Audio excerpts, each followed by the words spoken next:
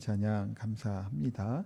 우리 지난주는 이제 부활주일로 지켰죠. 부활의 그런 감격스러움을 또 2부 시간에는 또 칸타타로 해서 또 귀한 찬양, 또 은혜로운 찬양으로 참 시간을 보냈습니다.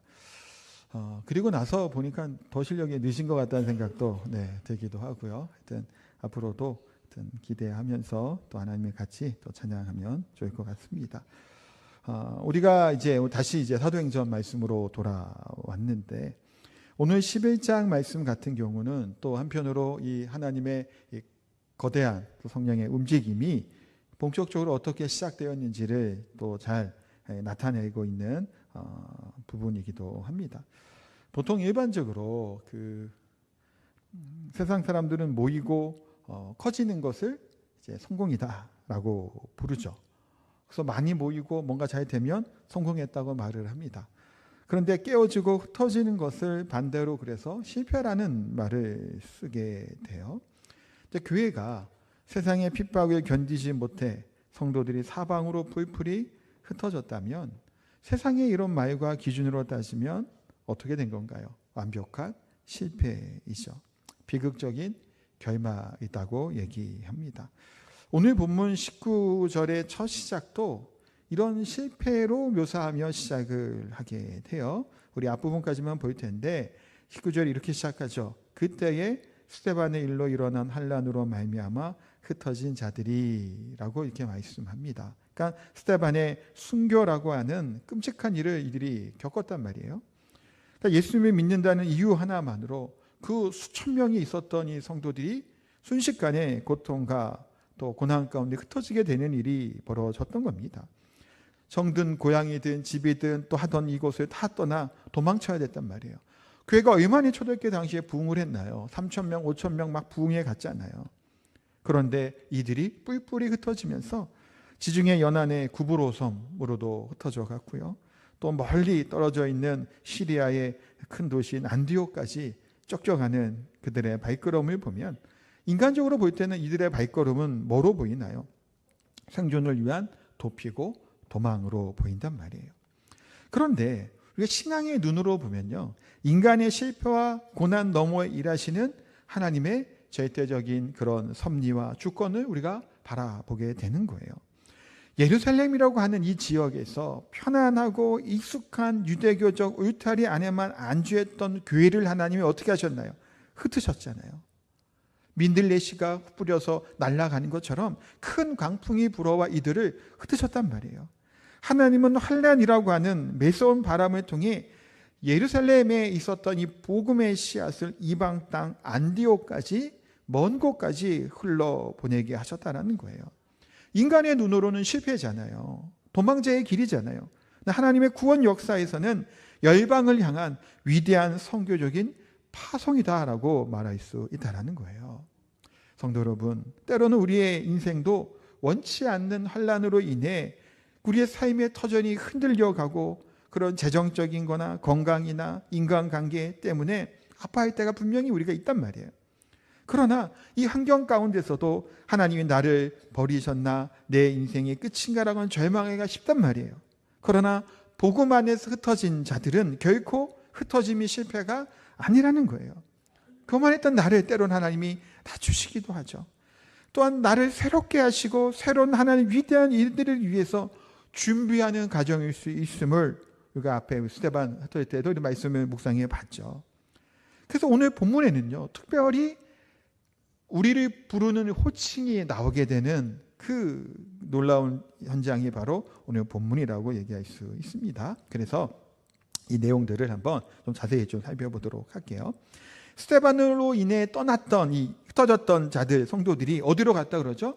베니게, 구브로, 그리고 또 어디라 그래요? 안디옥을 얘기하죠. 안디옥은 로마 제국의 3대 도시라고 얘기할 만큼 큰 대도시입니다. 근데 거기까지 갔던 이들, 거기서 뭘 하나요, 이들이? 말씀을 전해요. 아니, 생각해 보세요. 왜 도망가야 돼요? 이것 때문에 도망갔잖아요. 그러면 보통 일반적으로 어떻게 하나요? 쥐두구듯이 좀 숨어 살던 거나 그래야 될 것 같잖아요. 그런데 이 복음이라고 하는 이 생명의 복음을 가진 이들이 오히려 이 19절에 보니까 어디로 가든지 뭐 했다고요? 말씀을 전했다라는 거예요. 이게 뭐예요? 복음의 생명력이라는 거예요. 복음은 고난이라고 하는 압력이 가해지면 가해질수록 오히려 더 튀어져 나가는 놀라운 것이 있음을 보게 됩니다. 핍박은 성도들의 발을 묶어두고 도망가게 했을지 몰라도 그들의 입에서 터져나오게 되는 예수 그리스도의 복음까지는 묶어둘 수 없었다는 거예요. 그래서 초대 교부 터툴리아는 이런 얘기를 합니다. 순교자의 피는 교회의 씨앗이다라고 말을 해요. 참 의미 있는 말이죠. 실제로 교회 역사를 봐도 어떤가요? 순교자의 피를 통해 교회가 세워진 것이 교회사의 역사잖아요. 우리나라도 마찬가지였죠. 수많은 사람들, 순교자들이 있었고 또 해외 여기저기에 있었던 선교사님들의 피가 이 땅에 뿌려지게 된 것이 씨앗이 되어서 지금과 같은 열방을 향해 복음을 전하는 우리나라로 세워지게 된 줄 압니다. 이처럼 거센 이 핍박하는 바람을 통해서 이 복음의 불을 꽃을 꺼트려 버린 것이 아니라 오히려 이 하루처럼 있었던 예루살렘에 있었던 이 복음이 이곳저곳으로 불씨가 사방으로 번져나가게 되고 그곳에 또한 활활 타오르는 이 불꽃이 피어나게 됐던 것들을 보게 됩니다. 창세기에 보면 창세기에 유명한 인물 누가 있을까요? 딱 떠오른 사람이 있나요? 아브라함이 있죠. 자, 아브라함 얘기는 아니에요. 아브라함의 아들은 이삭, 이삭의 아들은 야곱, 야곱의 아들들 중에 한 명이 있죠. 누구죠? 그렇죠. 요셉 얘기예요. 잠깐 얘기하겠지만 요셉이 어떻게 됐나요? 참 어려운 시절을 보내잖아요. 근데 요셉을 우리가 좋아하는 이유 중에 하나는 뭔가요? 그 뒤에 인생은 너무 탄탄하니까요. 근데 앞에 인생은 얼마나 고달픈가요? 형들이 요셉을 시기하고 질투하고 미워하잖아요. 편애가 또 문제이긴 했죠. 그 가정 안에. 그래서 죽이려고 하잖아요. 그랬다가 팔아버리자, 노예로. 그런데 나중에 결국은 어떤 일이 일어나게 되나요? 흉년에 들고 하던 그때에 다시 이 형제들과 야곱이 애굽에 이제 요셉이 있는 곳으로 오잖아요. 근데 아버지가 살아 계실 때는 자신들을 내버려 두는데 혹시 아버지가 죽고 난 이후에 형들이 어떤 마음이 들어요? 큰일이잖아. 왜냐하면 요셉은 애굽의 총리잖아요. 왕 바로 밑에요. 말 한마디면 그냥 형제들 싹 다 죽일 수 있단 말이에요. 그런 절대적인 권력이 가진 이 동생 요셉이 두려운 거예요. 무서운 거예요. 이거 어떻게 해야 되나? 전전긍긍한 거예요. 그때 요셉이 그 사실을 알고 형들을 부릅니다. 형들의 마음은 어땠을까요? 이런 말은 말도 못하게 두려워 벌벌 떨었겠죠. 그때 요셉이 형들에게 하는 말이에요. 당신들은 나를 해하려 하였으나 하나님은 그것을 선으로 바꾸사 오늘날 만민의 구원을 얻게 하려 하셨다는 얘기가 나오는 거예요. 형들은 나를 죽이려고 하고 나를 괴롭히려고 하고 그렇게 했지만 하나님이 그것을 어떻게 하셨다고요? 선으로 바꾸셨다라는 거예요. 그 사실을 깨닫게 된 것을 보게 돼요. 조명 그냥 끄셔도 됩니다. 네. 조명 끄세요. 끄시고 소리가 막 들려요. 위에서 말씀하시는 소리가 죄송하지만 그래서 괜찮습니다. 그냥 나중에 이걸 좀 조정하도록 할게요. 그래서 결국은 뭐예요? 이 고난의 순간들과 어려움의 순간들이 있었잖아요. 요셉이. 근데 결국 그것을 뭐로 바꾸셨다고요? 선으로 바꾸셨다라는 사실을 깨닫게 됐다라는 거예요. 그러니까 요셉이 겪었던 게 뭐예요? 당시에는 너무나 싫었을 거 아니에요. 형들이 얼마나 미웠을까요, 사실은. 성경에 막 그렇게 미워한다는 얘기는 나오지 않지만 사람이 어떻게 안 미워요? 만나면 조지고 싶잖아요. 근데 하나님의 놀라운 뜻들을 깨달은 거예요. 복음의 놀라운 생명을 구원하는 그 사실을. 그러니까 믿음의 고백은 결국은 뭔가요? 인간이 가장 약한 또 핍박과 비극적인 환경마저도 능히 뭐 하시는 분이에요, 하나님은? 바꾸시는 분이라는 거예요. 이 복음의 생명력을 표현하신 하나님의 주권과 섭리를 믿는다라는 겁니다. 사랑하는 성도 여러분. 그런데요, 이들이 그런 환란 가운데 어려움 가운데 도망쳐 갔잖아요. 근데 어느 환경에 가든지 그들은 뭐 하고 있나요? 보통은 힘든 일이 있으면 어떤 생각을 해요? 하나님을 계시면 이런 데 막상 가잖아요. 예배도 그냥 쉴까 하고 쉬기도 하고 신앙생활도 그냥 하기도 하고 지금 내 처지에 무슨 교회에서 봉사도 하고 뭘 하겠어 그러고 때로는 그 유약한 신앙의 모습을 가지고 내려놓을 때가 많잖아요. 근데 오히려 삶이 팍팍하고 흩어지는 아픔 속에서도 나는 예수를 말하지 않고는 견딜 수 없다라는 고백이 복음의 생명 가운데 있는 자들의 고백인 줄 믿습니다. 지금 이들은 그런 고백인 거예요. 어쩔 수 없이 밀려갔잖아요. 얼마나 힘들었던 여정이에요.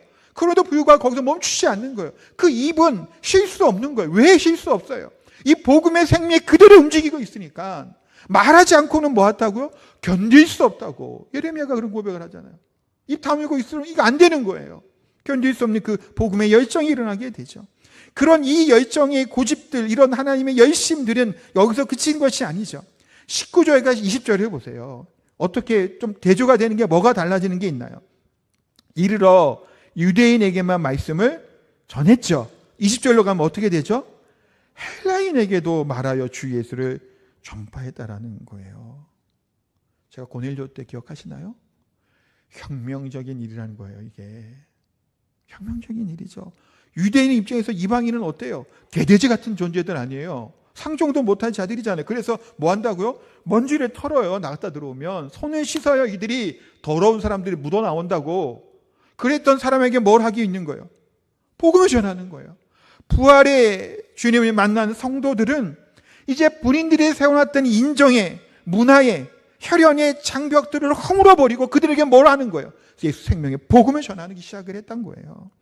우리의 기독교 신앙은 하나님의 구원의 은혜가 특정 민족과 계층에 갇혀있지 않음을 알잖아요. 교회끼리 모여서 안락함을 누리는 나름대로 견고한 성읍을 만들어가는 것이 아니라 복음은 뭐 하는 거예요? 끊임없이 경계를 허물어가는 게 복음이잖아요. 우리가 왜 선교를 하죠? 왜 선교비 그래도 한 달에 한 번씩은 내시죠? 안 내시나요? 제가 부탁을 좀 드렸죠. 딴 거 몰라 선교비는 한 10,000원 정도 해도 한 달에 한 번씩 꼭 좀 동참하시자고. 선교비 갖고 딴 거 안 되잖아요. 다 선교사님들 선교하는 데 쓰여진단 말이에요. 통장이 따로 우리 구분되어 있으니까요. 어쨌든 선교하는 거는 교회의 사명이고 성도의 사명이죠. 선교사님들이 왜 이런 여기저기 지역에 가서 복음을 전할까요?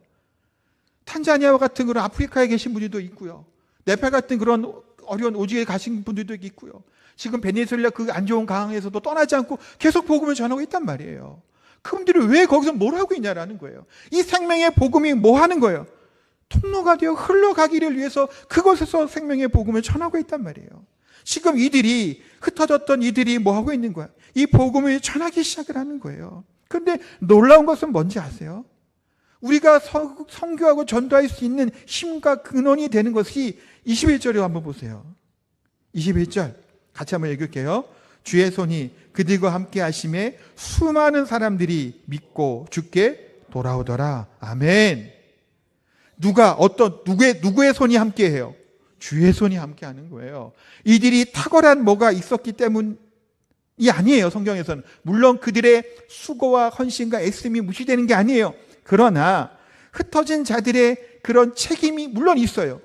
복음을 전하는 사명은 우리에게 다 있단 말이에요. 해야 될 일이에요. 의무예요. 우리에게는 책임이란 말이에요. 그런데 믿게 하는 분은 누구예요?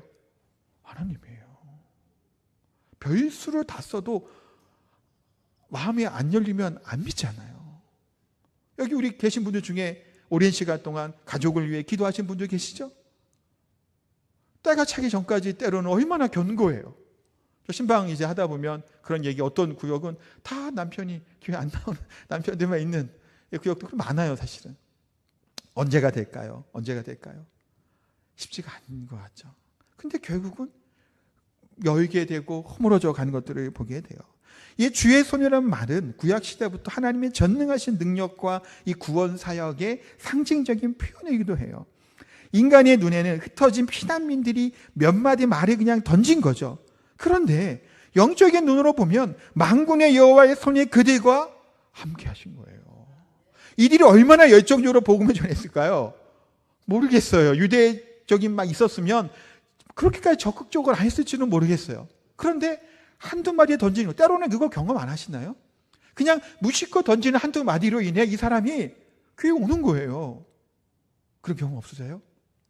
좀 경험해 보시기를 축원합니다. 경험하셔야죠, 이런 거. 그냥 내가 막 애쓰지 않은데 때로는 그 마음을 하나님이 열어가시는 거예요. 그냥 무심코 던진 한두 마디가 인도되어 오신 분도 분명 계실 거예요. 그런 일들이 일어나게 되죠. 전도와 선교는 누가 하세요? 하나님이 하시죠. 누구를 통해? 나를 통해, 우리를 통해 하시는 거예요. 그래서 우리가 교회가 가야 될 방향이 결국은 뭐예요? 이거 50주년을 이제 앞두고 있죠. 오늘 또 50주년 준비 이제 모임도 또 첫 모임을 하게 되는데, 뭐 대단한 뭔가의 것을 함께 하는 것, 뭐 중요한 여러 행사도 해야 되겠지만, 결국 이 땅, 제주 땅 가운데 그들의 믿지 않은 자들의 마음을 녹일 수 있는 것은 누구의 손에 달려있냐? 결국 하나님의 손에 달려있죠. 그런 간절한 기도와 간구를 우리가 예배를 통해, 기도를 통해 해야 될 줄 믿습니다. 그런 자들이 돼야 되겠죠. 그러면서 이제 보면요, 안디옥 교회에 이방인들이 막 돌아왔다는 얘기를 듣고 예루살렘 교회 그 소식이 들린 거예요. 그랬더니 예루살렘 교회가 이제 현장을 확인하고 지도하기 위해서 사람을 파송합니다. 누구를 파송하죠? 바나바를 파송하죠. 그래서 바나바가 안디옥에 도착해서 보여준 이 모습들이 짧게 나와 있지만, 이 모습을 보면서 우리가 공동체가 어떻게 가야 될지가 참 나타나는 중요한 부분이라는 생각을 하게 되는데, 자, 먼저 보면요, 23절 상반절을 한번 보면 이렇게 기록되어 있죠. 그가 이르러 하나님의 은혜를 보고 기뻐하여 라고 얘기합니다. 자, 바나바가 도착해 보니까 하나님의 은혜를 보고 기뻐했다라는 거예요. 사실은 잘 생각해 보세요.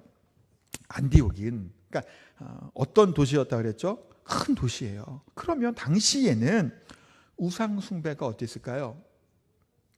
가득하죠. 큰 도시에 더 그런 부패한 타락한 것들이 가득하지 않을까요? 사실은 보통 그러잖아요. 우리가 도심이나 서울이나 큰 도시에 가도 어머나 그런 것들이 더 많아요.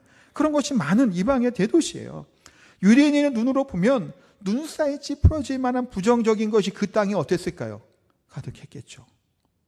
근데 바나바는 이방인의 특유의 낯선 문화보다 그들 가운데 일하시는 하나님의 은혜를 먼저 발견했다라는 거예요. 영적인 안목을 갖고 그들을 바라본 거예요. 르네상스 시대의 위대한 조각가로 알려진 미켈란젤로에 대한 일화가 하나가 있죠.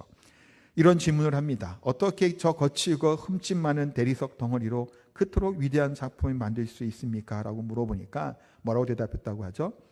저는 대리석 안에 갇혀있는 천사를 보았습니다. 그리고 그 천사가 밖으로 나올 때까지 불필요한 돌들을 깎아냈을 뿐입니다. 라고 하는 말에 대한 일화가 있지 않나요? 뭐 진짜인지 모르겠어요. 이렇게 예로 나오니까요. 하여튼 한때 바나바가 본 눈이 뭔가요? 결국 그런 걸 보는 거죠. 유대인 눈으로 볼 때 안디옥 사람들은 타락한 우상 숭배자들이죠. 대부분 다 당신은 그런 다신교였으니까요. 더 볼품 없는 돌덩어리 같이 보일 수 있단 말이에요. 근데 바나바는 그들 안에 있는 하나님의 은혜를 바라본 거예요. 하나님이 그들을 얼마나 사랑하시고 그 중에 어떤 일을 하실지를 그 사랑하시는 걸 발견한 거죠. 과거의 허물이 아니라 그 영혼 안에 일하시는 성령의 은혜를 먼저 발견해내는 사람, 그 사람이 바로 바나바고 교회가 품어야 될 그런 바나바상의 모습이라는 겁니다.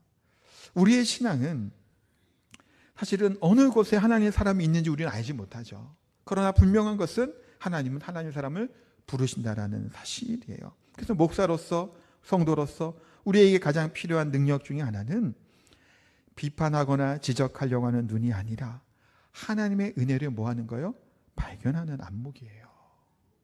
이게 참 쉽지 않죠. 그것이 필요해요.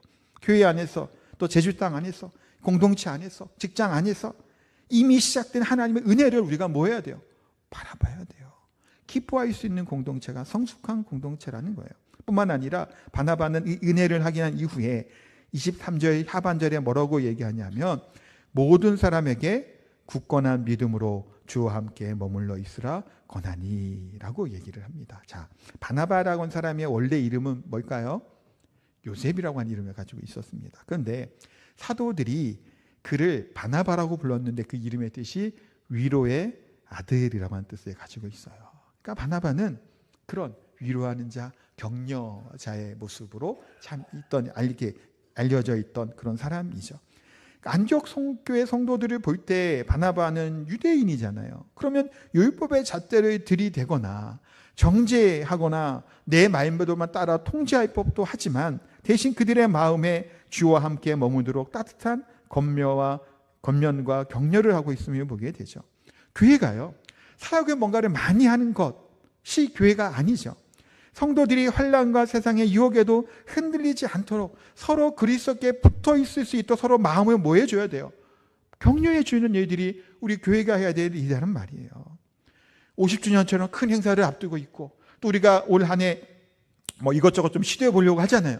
그런 행사들을 하고 있을 때 우리가 거기서 준비해야 될 때 중요한 것은 화려한 행사와 완벽한 뭔가보다도 낙심하거나 좌절하거나 상처받는 성도들이 있다면 그 형제들이 주님이 우리와 함께 한다는 사실을 전하고 함께 보듬어 가는 것이 얼마나 중요하냐라는 거예요. 그와 같은 것이 교회 안에 있어야 될 모습이라는 겁니다. 바나바는요, 그래서 24절에 보니까 어떤 이 바나바라는 사람에 대해 성경이 설명해 주고 있는데 이거 같이 한번 읽어보도록 할게요. 바나바는 착한 사람이요 성령과 믿음이 충만한 사람이라 이에 큰 무리가 주께 더하여 지더라. 아멘. 자, 보면요, 바나바는 도덕적으로 어떤 사람이라고 그러죠? 착한 사람이에요. 착하다라고 하는 것은 성령의 열매입니다. 참고로 이렇게 선한 신실하다 할 때도 쓰는 표현이기도 해요. 착하다라는. 그래서 바나바라는 사람 자체가 그 성품 자체가 이랬던 것 같아요. 그래서 바울이 있잖아요. 바울이 참 위대한 하나님의 사람이지만 그 바울이 바울처럼 될 수 있는 그 역할을 기반에 닦게 해준 사람이 누구죠? 바나바죠. 이후에 보면 그 얘기 또 잠깐 하겠지만 바나바예요. 그래서 철저히 성령의 통치와 열매 가운데 살아갔던 착한 그 성품이, 그 성령의 열매가 드러나는 사람이었다라는 거예요. 또한 믿음이 충만한 사람이었죠. 그래서 교회 지도자들의 핵심은 스킬적인 기술도 필요하죠. 물론. 하지만 그거보다는 뭐가 필요하죠? 성품, 영성이 필요하다라는 거예요. 지도자들의 인격이 성령의 열매로 맺어지게 될 때 교회가 건강하고 자연스럽게 성장할 수 있다는 거예요. 사람마다 기질이 다르고 성향이 달라요. 어떤 사람들은 좀 이렇게 완벽주의자처럼 머리 탁 하려고 그렇게 하는 것을 되게 좋아하는 사람들도 있고요. 아니면 그냥 좀 그렇게 하는 사람들도 때로는 있단 말이에요. 저는 어때 보이나요? 그냥 대충대충 하는 사람처럼 보이시나요? 아니면 그런 거 되게 좀 싫어하는 것처럼 보이시나요? 싫어해요, 되게. 아까처럼 되는 거 되게 막 하는데, 솔직히 얘기하면 뭐가 좀 안 맞으면 맞춰 가야 되잖아요. 근데 안 되면 막 그래요. 근데 사실 제가 그런 거 막 티를 안 내잖아요. 티 내나요? 티 내면 죄송하고, 네. 티를 안 내려고 하죠. 근데 그런 기질은 저한테만 하면 돼요. 저 자신에게. 그런 생각을 해요, 저는. 나한테 내가 그러면 되지. 다른 사람한테 그럴 필요가 있나요? 없죠. 그 사람은 그 사람대로 하는 것이, 그 사람 거 내가 왜 강요할 필요 뭐 있어요? 내가 그렇게 그냥 살면 돼요. 피곤해도 피곤한 대로 살면 되잖아요. 그래서 자신에게만 그러면 되는데, 그런데 교회가 결국 뭔가요? 기질이 다른 사람들끼리 다 살아가죠. 제가 ISTJ라고 그랬잖아요. STJ예요. 근데 반대되는 제 아내 같은 성향의 사람들과 함께 하나가 되어 가정을 이루어 가죠. 부족하고 연약해 보이는 성도가 주변에 보면 있어 보인단 말이에요. 그런데 그들과 뭐 해야 되는 거예요? 함께 나가는 거죠. 좀 안 되면 뭐 어때요? 틀리면 또 뭐 어때요? 속에서는 조금 불편하더라도 괜찮죠, 사실은 교회 안에서. 물론 모든 게 다 그냥 은혜로 퉁치자 하는 그런 의기는 얘기한 건 아니에요. 그러나 우리가 뭐 하는 마음이 있어야 돼요? 넉넉한 마음이 있어야 돼요. 품을 수 있는 마음이 있어야 된다는 거예요. 나르시스트 같은 사람들이 요즘에 참 많다 그러죠. 자기 중심이 참 많아요. 내 방식, 내만 옳다라고 얘기하는 사람들이 참 많죠. 오늘 우리에게 바나바 같은 영적인 넉넉함이 있어야 돼요. 내 방식과 다를지라도 하나님의 은혜가 머무는 곳이라면 기꺼이 뭐 하는 거예요? 인정하는 거예요. 또한 같이 뭐 하는 거예요? 기뻐하는 거예요. 사람을 세우고 격려하는 따뜻한 성품이 우리 교회 전체에 좀 기류로 선한 영향력으로 흐르게 되기를 축원합니다. 그럴 때 우리 교회를 통해 제주 땅에 이 지역에 많은 사람들이 주께 돌아오는 안디옥 교회처럼 놀라운 일들이 우리에게 있게 될 줄 믿습니다. 그러면서요, 마지막 한 가지만 더 얘기하면, 바나바는 그러면서 안디옥 교회를 혼자 막 뭔가를 하려고 하지 않죠. 누구를 찾아간다고요? 바울이에요. 25절에 보면 바나바가 사울을 찾으러 다소에 가서라고 얘기하죠. 핍박자였던 이 사울, 사실은 사울이 이제 수면 위로 또 올라오는 사람 상태가 아니에요. 지금 이때는 우리가 아는 그 바울이 아니란 말이에요. 왜냐하면 앞에도 본 것처럼 핍박자였고 예루살렘을 힘들게 했던 사람 아니에요. 그러니 선뜻 같이 교제하고 어울리기가 쉬웠을까요? 어려웠을 거란 말이에요. 근데 이 바울을 이렇게 세워준 사람이 누구예요? 바나바예요. 사울을 데려다가 같이 안디옥에서 그 사역을 함께 하게 됩니다. 교회는 이런 연합함이 있죠. 바나바와 바울은 성향이 달라요. 나중에 싸우고 갈라서잖아요. 좀 성격이 있었던 사람은 누구죠? 그렇죠. 바울, 사울이에요. 바나바는 좀 더 사람이었고 어쨌든 간에. 근데 바나바는 그런데 본인의 교만하게 다윗이다 여기지 않죠. 동역할 수 있는 사람을 부르러 사울을 데리러 가게 됩니다. 그래서 우리가 뒤처진 사람들을 찾아게 되고 보게 되면 다소 조금 느려도 좀 천천히 가도 내 뜻과 내 마음대로 뭐가 착착 맞게 돌아가지 않아도 함께 연합하고 협력하는 것이 뭐예요? 교회의 공동체 해야 될 일이죠. 사람마다 다 다르잖아요. 신앙이나 성향이나 그것이 빠르고 분명한 사람이 있고 좀 느리면서 좀 이렇게 주관이 흐리멍텅한 사람들도 죄송해요. 흐리멍텅한 표현 좀 하여튼 확고하지 않은 사람도 있단 말이에요. 그런데 그런저런 사람들 가운데 어떻게 우리가 세워가냐라는 거예요. 사실 저도 지금도 많이 잘 안 되고 부족한 감이 있지만 청년 때 생각을 하면 참 바리새인 같았어요. 저도 정죄하기 좋아했고 이제 막 그런 열정이 막 있었으니까 열정이 너무 세면요 지만 잘난 줄 알고 설쳐요. 제가 그랬으니까요. 지만 잘난 줄 알고 되게 대단한 줄 알아요. 물론 객관적으로 봐도 괜찮았어요. 제가 당시에 얼마나 열심히도 하고 헌신도 하고 말도 못하게 학교 집 교회밖에 안 냈으니까요. 사실은 뭐 불태웠죠. 사실은 당신은. 근데 그게 다는 아니잖아요. 그러니까 그런 줄 알고 막 하니까 못 따라오는 애들을 보면 어떨까요? 천불이 터지죠. 쟤네들은 왜 저러고 있나 싶단 말이에요. 따라오면서 뭐 하게 돼요? 정죄를 하고 판단을 하고 지적을 하고 내 말이 옳다고 여길 때가 참 많단 말이에요.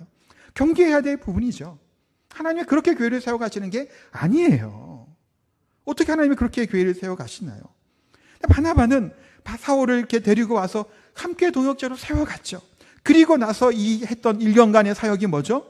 26절 상반절에 보면 만남에 안디옥에 데리고 와서 둘이 교회에 1년간 모여 있어 큰 무리를 가르쳤다라는 거예요. 교회의 그런 참된 부흥은 뭐로부터 시작하는 건가요? 말씀으로부터 시작하는 거예요. 하나의 말씀은 바로 아는 데부터 시작됐다는 거예요. 큰 집회를 열거나 기적 행사를 한 게 없잖아요. 말씀과 전념이에요. 바울이 은사가 많았던 사람인 건 아시죠? 죽은 사람도 살아나고 치유도 하고. 지금 바울이 항상 했던 게 뭘까요? 지역마다 갈 때 말씀 가르치는 거였어요. 잘 모르시죠? 바울이 대단한 사람 생각하니까 항상 갈 때마다 말씀을 가르쳐요. 고린도 같은 경우 마찬가지죠. 그래서 말씀을 가르친 거예요. 그 일을 바울이 주례했던 그 사역이란 말이에요. 어성경을 수료하신 분들 다시 한번 축하드립니다. 하나님의 말씀 우리가 배우고 아는데 힘써야죠.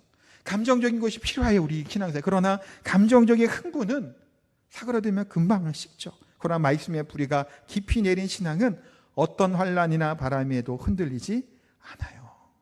그건 분명합니다.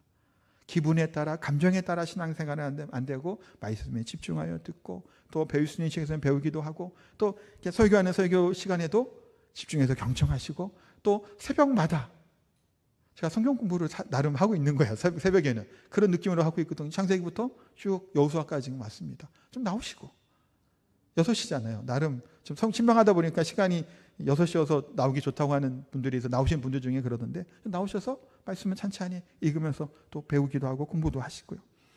그런 말씀이 기분이 되게 될 때 교회가 어떻게 됐나요? 마지막에 뭐라고 끝나나요? 비로소 그리스도인이라 일컬음을 받게 되었더라. 할렐루야. 이 그리스도인이란 말은 누가 붙인 거예요? 자신들이 아니에요. 우리는 이집도 그리스도인이다. 우리는 그러잖아요. 당신은 종교를 모르는 크리스찬이에요. 뭘 하잖아요. 당시에 이 이름은 믿지 않는 일방인들이 이들을 보면서 그리스도인이라고 부른 거예요. 자, 그런데요. 이 당시에 이아누스라고 끝나는 이 헬라어나 라틴어의 문화권에는 이런 게 있어요. 이런 전미사가 붙으면요. 누구를 절대적으로 추종하는 자, 속한 자, 뭐 그런 의미로 쓸 때 이런 표현을 쓴 거예요. 황제 가이샤에게 목숨을 바쳐 충성된 군인을 향해서 가이샤라 누스라고 하는 표현을 쓰기도 했단 말이에요. 근데 이 그리스도인들을 향해서는 그리스도인이다, 크리스티안 뉴스라고 하는 표현으로 이름을 불러주기 시작을 했던 거예요. 그러니까 그들이 그냥 가벼운 별명과 말들이 아니라 정말 저들의 왕은 황제를 숭배하고 쫓고 따르는 사람들처럼 저들에게 왕과 황제는 그리스도구나, 저들은 그 그리스도를 위해, 예수를 위해 목숨을 바치는 예수께 사로잡힌 하나님의 예수의 군대구나라고 하는 경탄에다 두려움에 섞인 말들이 뭐하기 시작한 거예요? 나오기 시작한 거예요. 그 그리스도인들은요, 죽음 또한 감수했던 자들이죠. 복음의 능력을 살아갔던 자들이에요. 세상과 분리되어 살아가진 않았지만 화려하고 타락한 이 세상 가운데 거룩함의 삶을 살아갔던 자들이 바로 그리스도인이었다는 거예요.